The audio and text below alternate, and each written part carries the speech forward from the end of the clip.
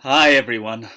If you remember when we looked at the political philosophy of John Locke, we saw his ideas were very influential a whole century later um, in the American Revolution when these 13 colonies in the east coast of North America revolted against the British king, originally for tax reasons, but it set off a whole chain of events which ended up in 1776 with the Declaration of Independence. And after winning a war against the British state, they were finally free and independent with a constitution of their own and a democracy. And over the following decades, there were similar calls for democracy and natural rights in France against King Louis XVI and what was called the Third Estate in the legislative chamber, the Estate Générale. That meant not the clergy, not the nobility, but the common people. They became increasingly radicalized and they became increasingly inspired by the ideas and the example of the American Revolution. And they wanted to similarly take control of their own destiny and form together a general collective will out of all the individual wills of all the different people, which would be sovereign in the way described by Jean-Jacques Rousseau. And there was a revolution, the French Revolution in 1789. And it's from this whole atmosphere leading up to the revolution that we get what's now a deeply ingrained habit of thought in politics, which is the division of political debate into left and right. The left wing and the right wing originally referred to two sides of the chamber where the Estate Générale was convened. The Third Estate, those who wanted reform and then ultimately revolution, they sat on the king's left, and those who sat on the king's right were those who wanted to conserve the status quo. And in the English-speaking world, the writers Thomas Paine and Edmund Burke, who we're going to be talking most about today, they exemplify the two different sides of this left-right spectrum in the 18th century.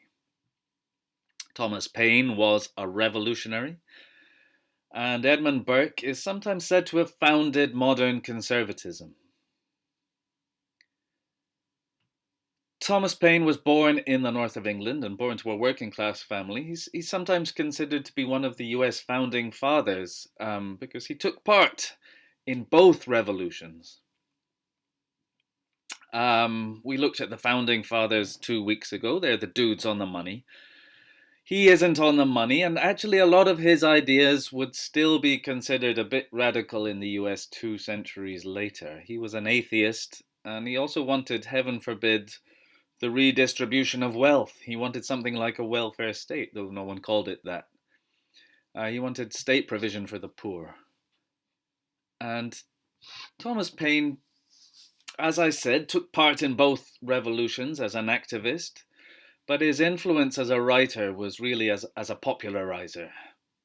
What he was mostly doing was popularizing the Enlightenment ideas about natural rights, the rights of man that we've already been looking at in Locke and Rousseau. And his most influential work was a pamphlet called Common Sense, which was published in 1776, the year of the Declaration of Independence in America, and it was an instant massive bestseller. It forged the public consensus around independence and around principles like natural rights.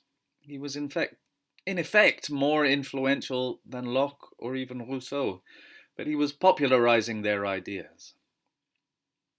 He said no one by birth has the right to set up his own family in perpetual rule over anyone else. So that was bad news for George III and Louis XVI and all who came in the line of royal succession after them. And Paine wanted to replace this system with something like that idea from Jean-Jacques Rousseau of popular sovereignty, the sovereignty of the people. of the general will. Sovereignty wasn't something held by one man or one group of people over everyone else. The people were sovereign. The law was legitimate if it had been chosen by the people themselves or their democratically elected representatives. And like John Locke, and like Jean-Jacques Rousseau, and like the founding fathers, Paine believed in natural rights. He says all the great laws of society are laws of nature. They were natural, and they were not man-made. We were born with them, and they were inherent and inalienable to us. And quite importantly, along with Locke, he believed in the distinction between society and the state. They weren't the same thing. Remember, we said that was a big difference between Locke and his precursor Hobbes, the invention of this idea of society. And Thomas Paine would say, don't believe anyone like Hobbes who tells you that without the king there would be no society and we'd all be individuals out for themselves in battle with everyone else. Don't believe it. Without a king there would still be society. We would still be associating naturally with each other and cooperating. And Paine believed in the social contract. He believed that government was made legitimate through the consent of the governed. So these are the ideas we've already been looking at. They should be quite familiar to you by now. But what Paine did was to write them down and sell them cheaply and make them available to large portions of the society of his day, both in England and in North America and also in France. But his ideas were taken on and opposed by another figure of the same period, an MP in the UK Parliament, who's often called the founder of modern conservatism, Edmund Burke. He was not a Tory, he was not a member of the Conservative Party as it then was. The UK Conservative Party claims him now as one of its founding philosophers, but he was not himself a party member. He was on the other side of the political divide in his day. He was a Whig, which was the precursor to the Liberal Party, and he championed many liberal causes. Most importantly, he was for the American Revolution, which we'll get onto, but he turned against the French Revolution in a big way, and he wrote a long pamphlet, which is both political philosophy and contemporary journalism on current events, and it's called Reflections on the Revolution in France, looking at what was happening as it was happening and reacting against it, but also taking on the ideas that influenced it. And he engaged in these ideas on their own terms and in their own language, and in that way he could be said to have founded self-conscious modern conservative philosophy.